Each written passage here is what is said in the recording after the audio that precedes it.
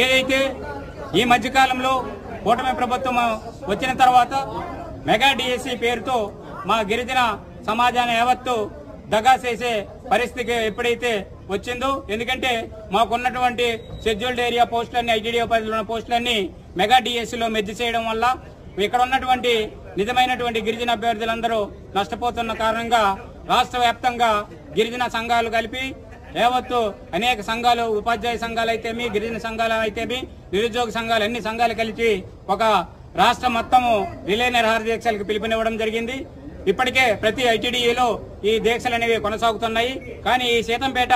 ఐటీడీఏలో relay నిరాహార దీక్ష చేయడానికి కోసము మేము ఈరోజు మొట్టమొదటిగా ఈ యొక్క రిలే నిరాహార దీక్ష చేసి తర్వాత తద్వారా ప్రభుత్వం నుండి ఎటువంటి సానుకూలమైన స్పందన లేనప్పుడు ఇప్పుడు రిలే నిరాహార దీక్ష కాకుండా ఆమరణ నిరాహార దీక్ష కూడా గిరిజన అభ్యర్థులందరూ రెడీగా